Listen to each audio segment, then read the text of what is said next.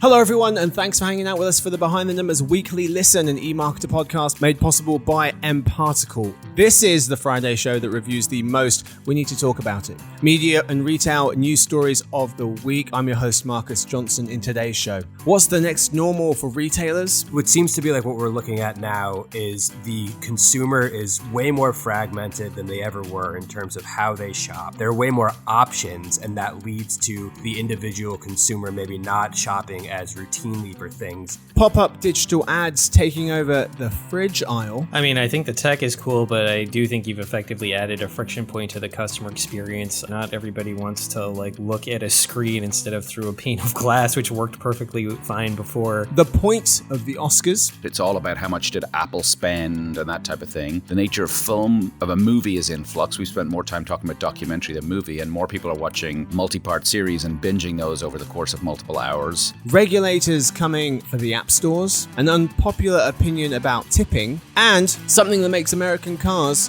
particularly unique.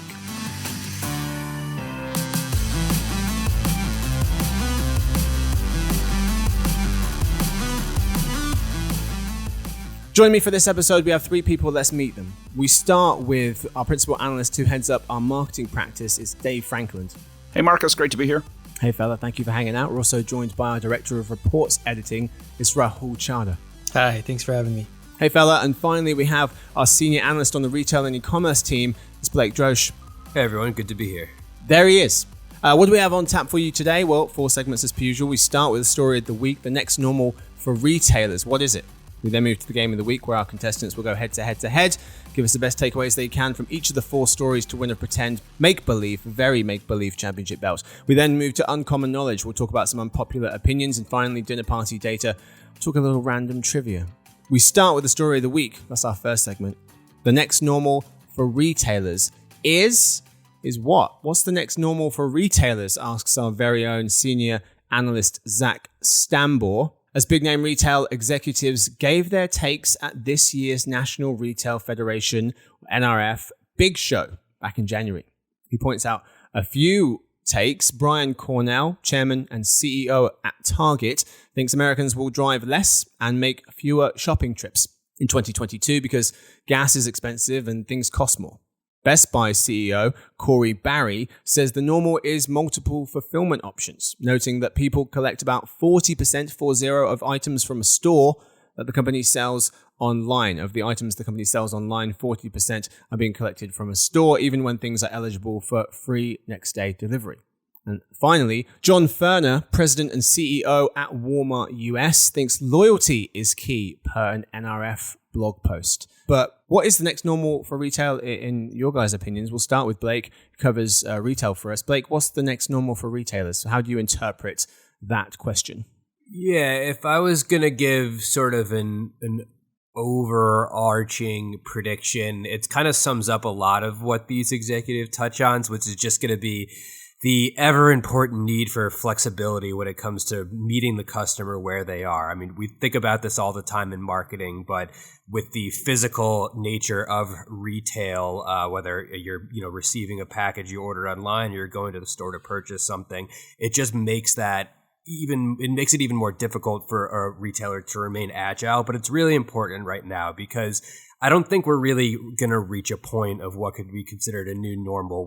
What seems to be like what we're looking at now is the consumer is way more fragmented than they ever were in terms of how they shop. There are way more options, and that leads to the individual consumer maybe not shopping as routinely for things because they're taking advantage of these added options. So you have folks that are ready to go back into the stores. You have folks that will never really feel comfortable going back in stores. And you have this different variation playing out all throughout the retail landscape. So really, without going on forever about how many different variables of consumer there are and how difficult it is to meet them where they are, I think just a really, really hyper focus on flexibility is sort of the future here. And that would be my overarching theme.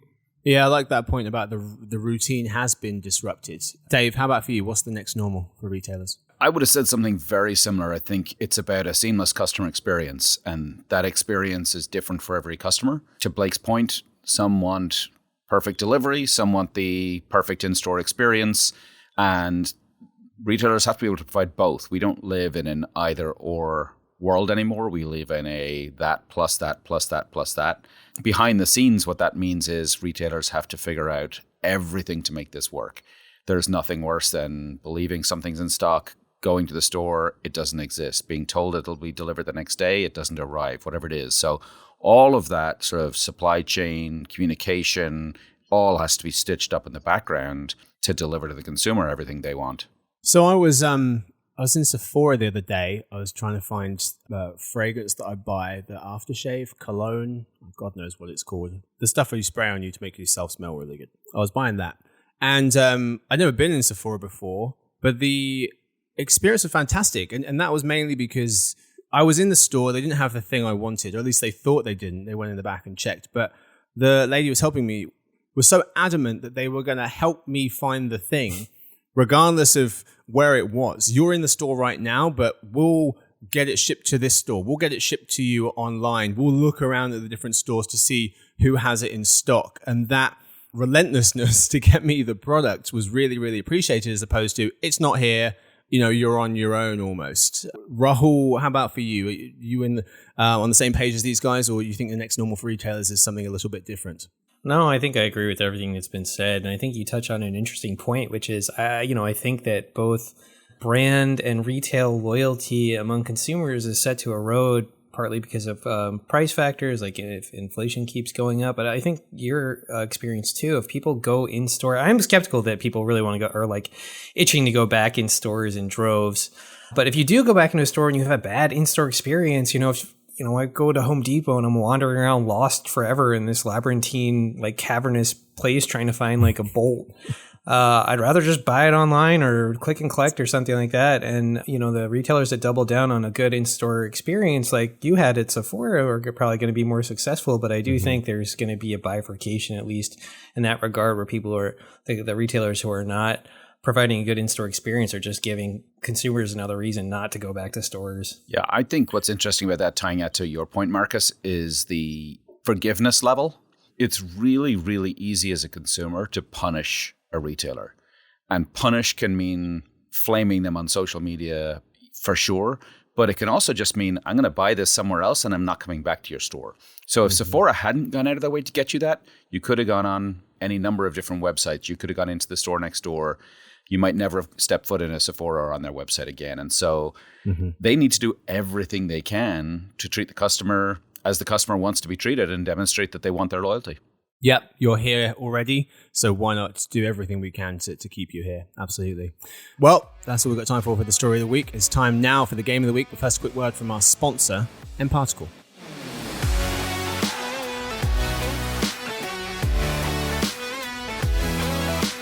At the end of the day, your customer has to be at the center of everything you do. This starts with the correct customer data strategy, as well as the right foundation to solve the challenges that typically inhibit success, such as data quality, data governance, and connectivity. mParticle is your real-time customer data infrastructure that helps you accelerate your data strategy by cleansing, visualizing, and integrating your customer data from anywhere to anywhere. Ultimately, better data leads to better decisions, better customer experiences, and better outcomes. See why the best brands choose mParticle. Go to www.mparticle.com. Folks, we are back. It's time now for the game of the week. Today's game, What's the Point? Where I read out 4 stories and have contestants, Dave, Rahul, and Blake, tell us what they think is the main takeaway of the story. Okay answers get 1 point, good answers get 2, and answers that give you the same feeling as campfires, answers that leave you with that feeling, they get you 3 points. How do we feel about campfires? Huge fan. Huge fan. The smell's good for a while, but then it lives on you forever. Worth it. So worth it. Definitely worth it. Answers that leave you with that feeling, they'll get you 3 points. Each person gets 20 seconds to answer before they hear this. Whoever has the most points wins, gets the last word. Let's play. We start with Dave for pop-up digital ads taking over the fridge freezer aisle. Dynamic displays created by Chicago startup Cooler Screens are being layered on top of traditional fridge cooler doors, writes Joanne Muller of Axios. The screens can display digital representations of the products inside the cases, including what's out of stock, or show ads, including promotional items. Cooler Screens has installed these digital cooler doors in over 700 stores in 31 cities, including Walgreens, Kroger, and CVS locations. Miss Muller notes. The company says it reaches over 90 million consumers a month across 10,000 screens with advertisers like Anheuser-Busch, InBev, Nestle, and Unilever. But Dave, pop-up digital ads taking over fridge freezer aisles. What's the point? Feels like a logical next step to coupons, signs, end caps, QR codes, projections of products that you see in aisles today. It's the ultimate in sort of last mile influence. That being said, I think it's really important for the users of this solution to make sure they don't kill yet another golden goose by bombarding consumers and just assaulting their senses. You know, will they be engaging or annoying? You gave some examples where they'll be delivering value, which I think is great. They also provide some great data to the marketer to understand the influence. And I think this company deserves a nod of approval for the name. Just a clever name. Rahul? I mean, I think the tech is cool, but I do think you've effectively added a friction point to the customer experience. There was a CNN article you sent over. Not everybody wants to like look at a screen instead of through a pane of glass, which worked perfectly fine before.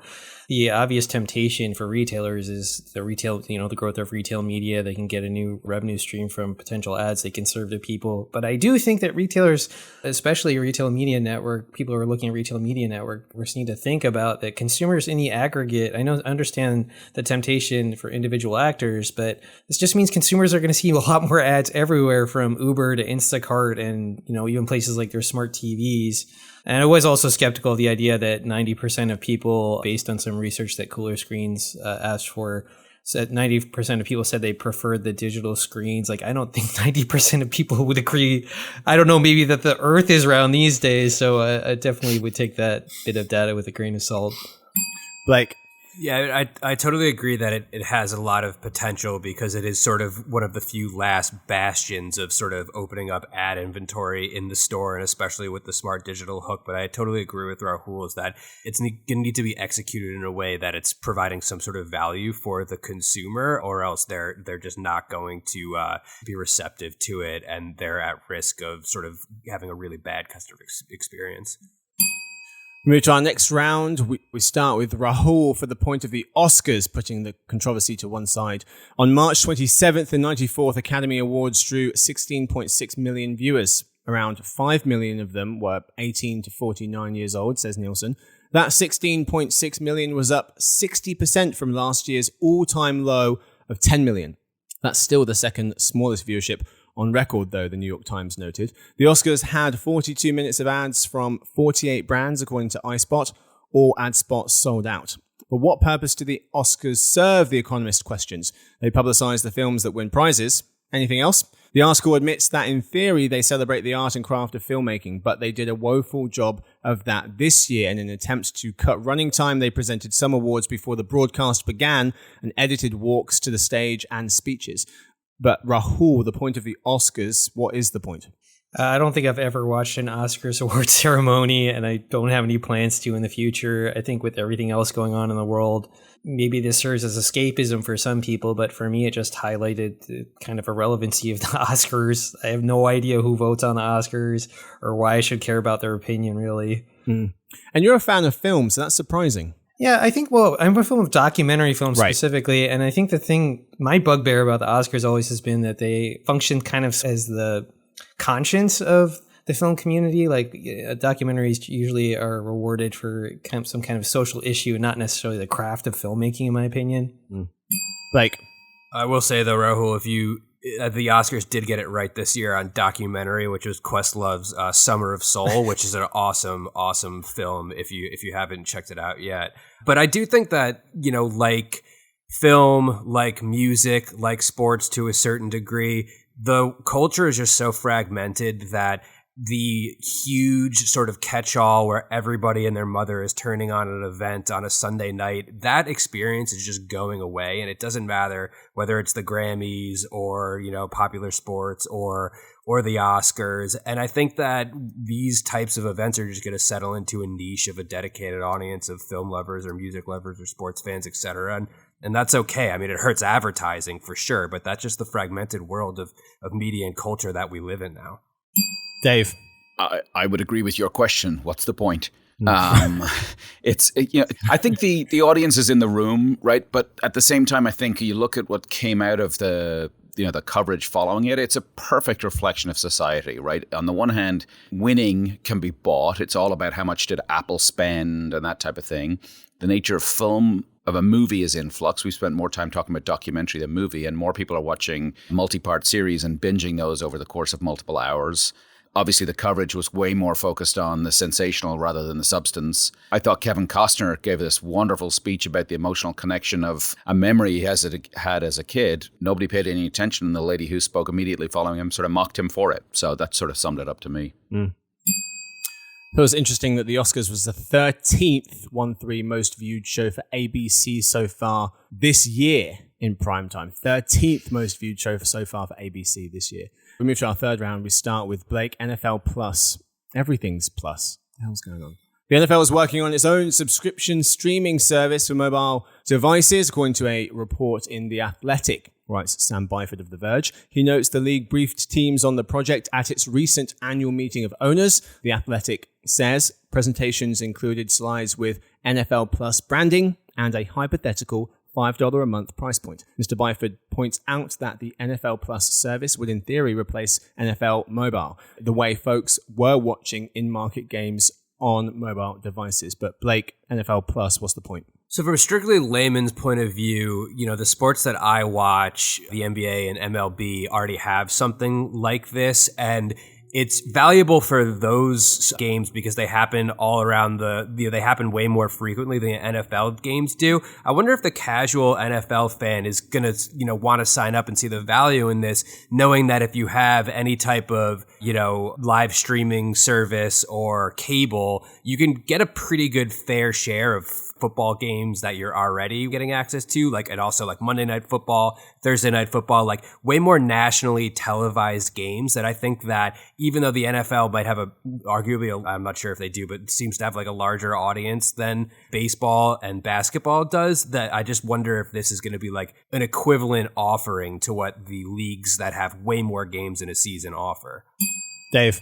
Yeah, I'd give you an answer, but you have to subscribe to my Patreon page to see it, or depending on your device, because if you're coming in with a mobile, maybe just stop the madness. We are at breaking point with subscription overload. At some point, we're going to be paying for a subscription to manage our subscriptions, and again, it comes back to what is the value I'm getting as a consumer. If it's worth $5 a month to me, to Blake's point, it's going to be a very small subset. To the brands, I guess they're going to have great analytics, and maybe there's a data value to it, but if that's what you're looking for, give it away for free and actually get more data. So I'm just done with subscriptions at this point.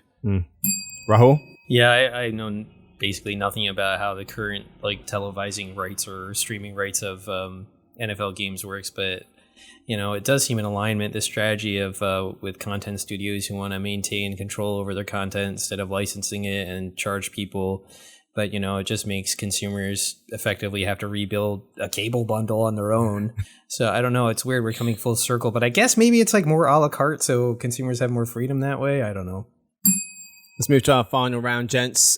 We start with Dave. Regulators are coming for the app stores, notes a recent Economist article. The app stores are big businesses making $133 billion last year, $133 billion.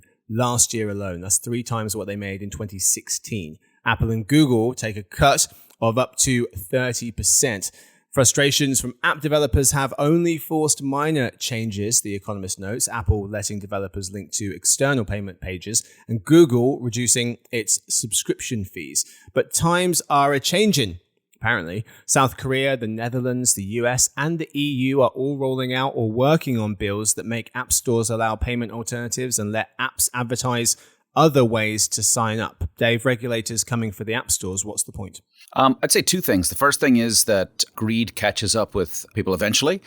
I'm delighted to see, having had a negative customer experience, I'm an Apple user, and because of the way they've treated their quote-unquote partners or members in the App Store, I've had a bad experience as a customer. The second thing I'd say is, and probably the more interesting takeaway, is that the US is becoming irrelevant in how big tech is going to be treated and how it'll behave as a result in the future. Despite the efforts of Amy Klobuchar and Chuck Grassley, Lena Khan's appointment as FTC commissioner in the US. They're just not moving at the speed that's needed. They're too influenced by lobbying. They're focused just on antitrust, and they're going to become quickly irrelevant.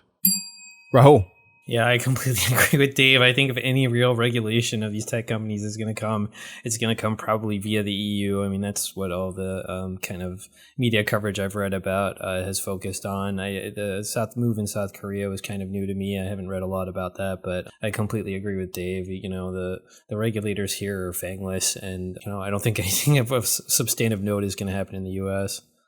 Blake.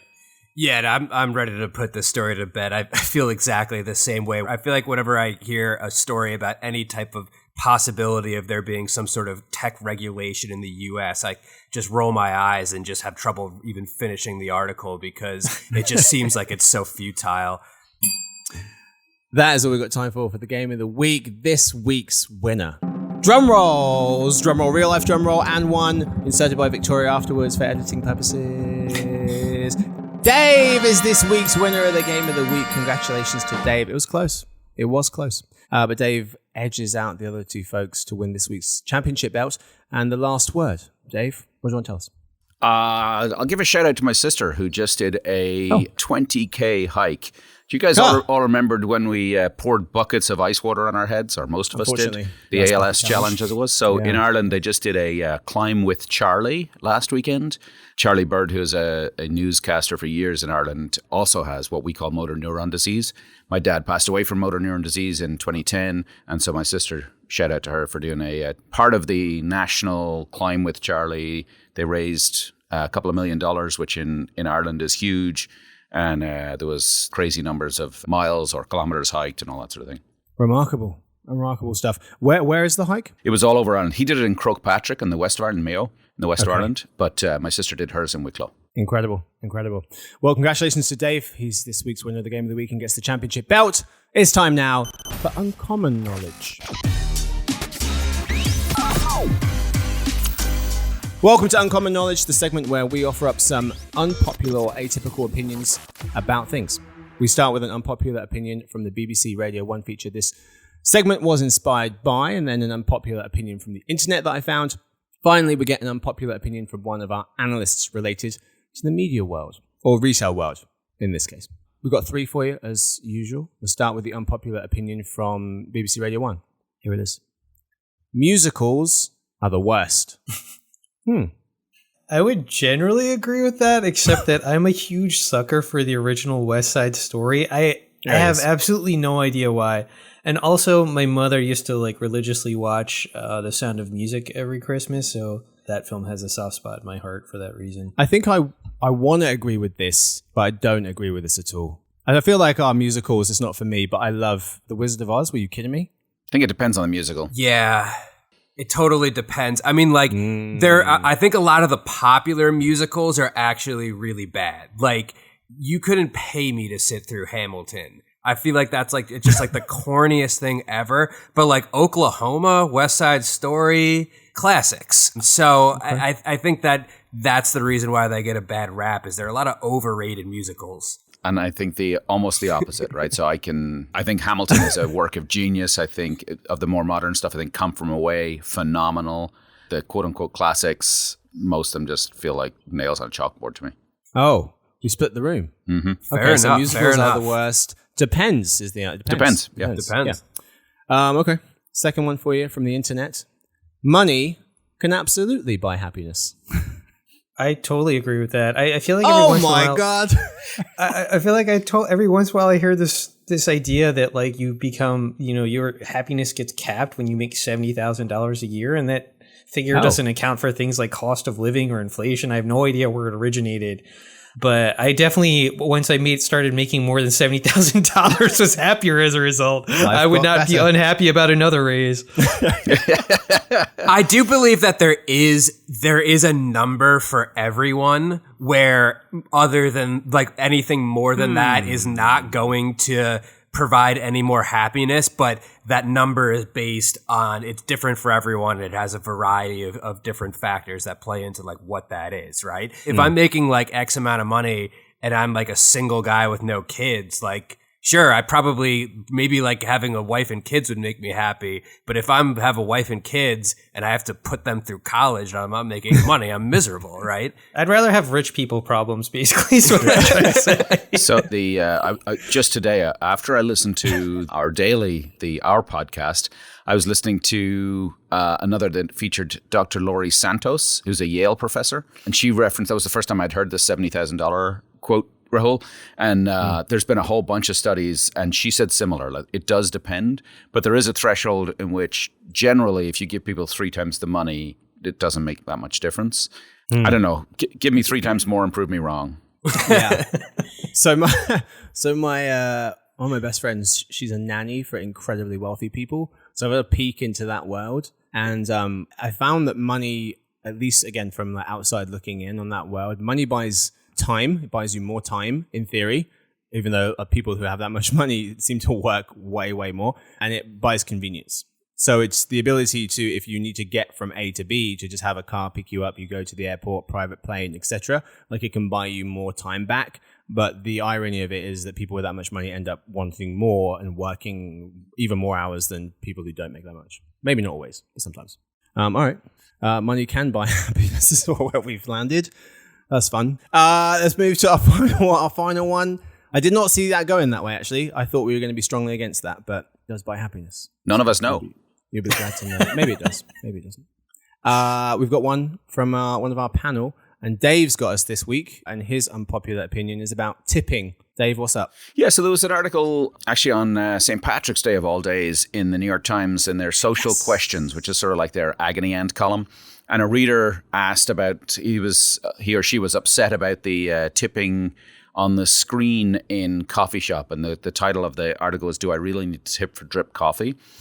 When I moved to the States, it took me forever and a day to get my head around the whole tipping culture. I find it absurd that we're asked to supplement people's wages, but it's the way it is. But I just think it has absolutely jumped the shark, that now there are anything that's paid for digitally, you're asked to tip or provided the option to tip. The one that really, really gets me is when there's a tip included and then they leave the line for optional additional tip, which is usually in tiny writing, and most people just automatically add it again. I'm just frankly over tipping completely, and yet I generally hand it to my wife to tip because I don't even know what to give. So how do the original Americans feel about this? Are you comfortable tipping even if the person hasn't provided like a table service? It depends. Or are you happy tipping at all? I feel obligated to tip. Yeah. I mean, for me, I'm always trying to navigate my guilt. I like Dave. I like to outsource the responsibility to my wife because I'm just like, I don't know what to do here. You know, I do feel like some places it's just like, let's pay these people a livable wage. Like, I don't know if I get some transparency on the way like the employees were paid, but you know, I think the expectation now is that we're expected to tip on services that you wouldn't pre-pandemic. There's definitely like tipping creep or whatever. Having said that, I get coffee religiously every day from a coffee shop down the street. Yes, I know it's like a complete odds with the advice that everybody has about saving for retirement, but I don't care. And it's okay. Money won't make you happy anyway. Lattes do make me happy.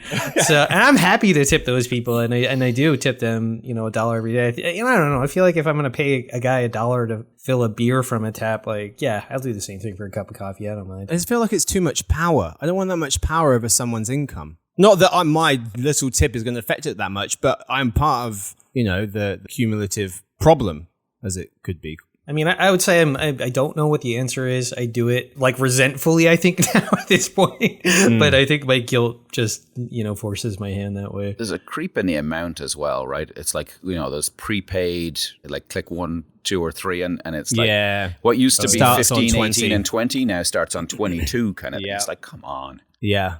And I was reading a study about this in The Economist when I first moved to the States, because like Dave, I was trying to navigate this and was fascinated by it. And they were saying that actually, even though you've the ability to tip however much you want based on the service, the tip most people give is between 18 to 22%. So therefore, if I'm killing it, you know, as a server and busting my ass every day, I'm probably only going to get 2% more overall than someone who's doing nothing. So it doesn't seem like it shakes out in the wash, you know, that someone working 100% more than somebody else is benefiting 100% in terms of the financial benefits of all that hard work. Blake, where do you land? Look, I think tipping is an art. And it often takes a lifetime to really navigate all of the scenarios. But here we go. It's something that, I've like everybody think a lot about, and I have a whole system. And just to give you, I'll spare the system that I have for, coffee shops. There's a system, diners system, restaurant system, bar, all these different systems. At a bar, you order a beer, it's $1 tip, no matter what happens. It's $1. Okay. If you get if you get a drink, if you get a gin and tonic, you get a vodka soda, maybe $2 if it's crowded. If you look around and maybe the man or the woman is working hard, it's hot in there, give them $2. The only situation at a bar when you bring in the factor of, am I tipping off of a percentage, is if it's a true cocktail bar. If you're getting an old fashioned and it's a $14 old fashioned, then the chances are, you're going to want to give 18 to 20% based on how good of a drink it is. So there's nuance. There's, it's like tipping is like jazz. You just got to feel it, the rhythm. You could learn all your life. You could practice. You can learn how to read music, but you need to feel it. Blake is the Ornette Coleman of tipping. That's some serious science he just dropped on us. I think if you just watch as much to like Curb Your Enthusiasm and Seinfeld as I have, you can, wax somewhat poetically about something as, everyday as tipping. There he is. There it is. We've solved tipping for you guys. There we go. That's all we've got time for Uncommon Knowledge. It's time now for dinner party data.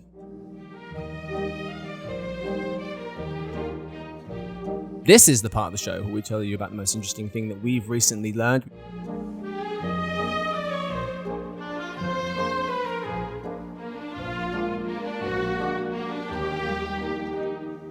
We start with Dave because he won the game of the week. Dave, what have you recently learned? So my mother-in-law just opened a restaurant. She's 86 years old. She just opened a restaurant. And whoa!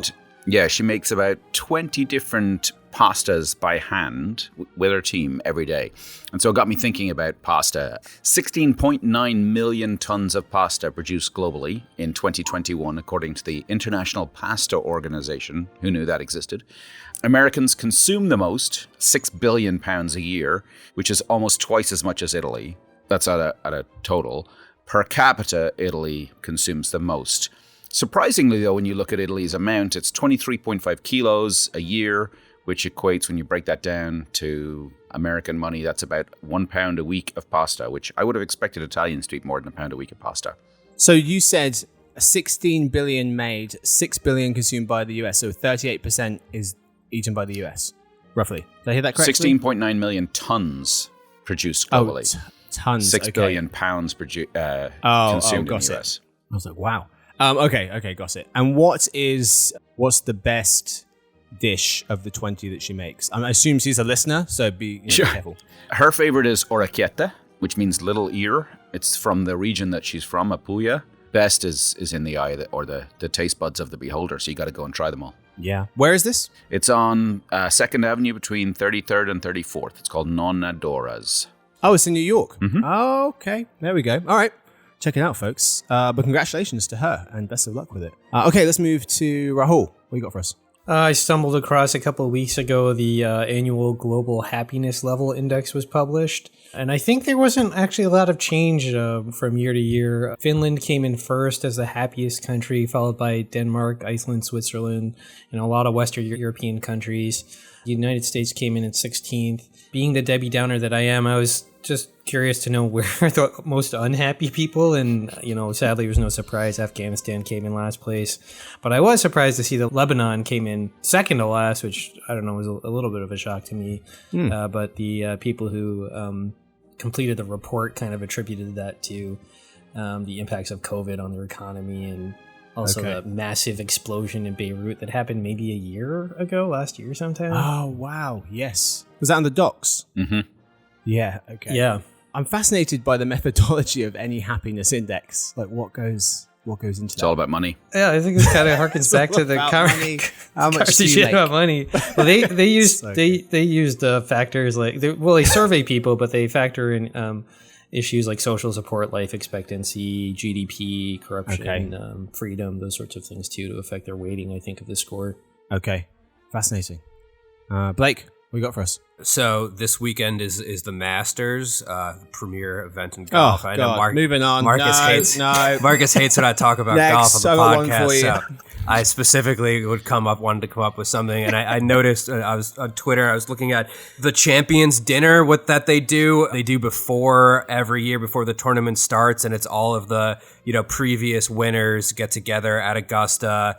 And they, have this champions dinner. And the cool thing about it is that the previous champion from the year before gets to plan the dish. And oftentimes they base the dish off of, so, if it's a foreign golfer, they tend to use cuisines from their country of origin. So Japanese golfer Hideki Matsuyama was very notable last year as being the first Japanese player ever to win the Masters. So he is serving up an A5 Wagyu ribeye, which if anybody has been lucky enough to have it, is like the top cut of beef. It's like very renowned. And I was looking up just sort of the history of the dinner, is that it goes all the way back to 1952. Ben Hogan, who won his first Masters in 1951, started it. And like I said, international winners often opt to honor their heritage by choosing traditional dishes from their home countries.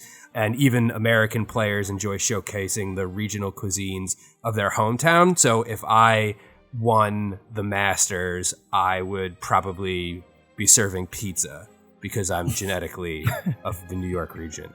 I think I saw a photo of like the prices at the snack bar at the Masters. Does this sound right to you, Blake? And the prices have remained steady for they were charging like $1.50 for a turkey sandwich or something like that. Right. So you have to basically, you have to be like well connected in order to be able to get into the Masters. But if you do get there, you can get, I think it's a polenta sandwich is like the signature thing. Pimento cheese. Pimento. I've never had either of those things, but yeah, it's like $2. Yeah, but you know what you have to tip? Right. Once I get in, that's a good reason for me to get to Augusta to go to the Masters, so I can come up with my tipping protocol for the Masters. It's free jazz, man. Free jazz. So Masters where if you win, you get one of those jackets, right? Yeah. Green. Why jacket. A green jacket? Do we know where that tradition started? Isn't it a member's jacket? Do you automatically become a member when you win, I assume? And I was wondering why it was green, if there's some kind of significance. Is it because the golf course is green? Is there any relevance to it? I don't know. Right now I'm picturing a members only jacket, which I don't think is the same thing. No, it's not. I think maybe it's just like like no one else would really buy a green jacket. So if somebody else shows up, in a blue jacket, which is more common, then they won't get confused with the member. But yeah, Dave is right. It is. That's like I think the Augusta membership jacket. And once you win the Masters, you're like a member there for life. Okay. Very nice. I got one for you real quick. Why do American cars have red turn signals? Bane of my life. Well, in 2017, CNET's editor-at-large Brian Cooley explained that most cars in the US have red turn signals, while you often see amber ones, or orange, in other countries. The US allows amber turn signals but does not require them. Mr. Cooley goes on to note that the federal government itself has documented that amber rear turn signals offer a statistically significant improvement in crash prevention, according to the National Highway Traffic Safety Administration. Yet, most car makers in the US have stayed with red turn signals, likely due to the lower component cost of making an all-red lamp housing the adjacent stop lamp, which must be of that color, red. Most buyers won't even notice the color of their car's turn signals, Mr. Cooley notes, so no market advantage is gained by a car maker adopting amber turn signals. I find this infuriating. Dave, how about you? I'm with you. And it's even more infuriating to know that it's considered safer and yet they do nothing about it. Yeah, that made me so mad. And I wondered I was speaking to my family about this.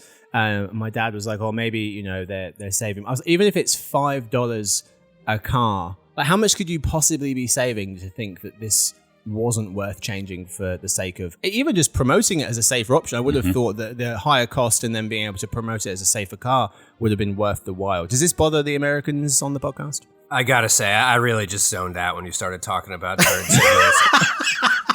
He was looking at why there's a green jacket. I didn't catch that. Americans are doing it wrong. What else is new? Let's move on. Yeah, of course. Yeah. Exactly. What else is new? Rahul, what do you think? Yeah, add the amber. What the hell? But I mean, I would be happy if people just use their turn signals. Period. Exactly. I mean, I don't know. People drive crazy. I feel like every time I'm on a car trip, I'm like, man, people drive crazy in insert name of whatever state I'm in. People just drive crazy everywhere. Yeah, we should be lucky, Dave, that they even have them and they don't just sticking their arm out the window, pointing to where they want to go. They wouldn't do that Come either. on, America, get it together for crying out loud.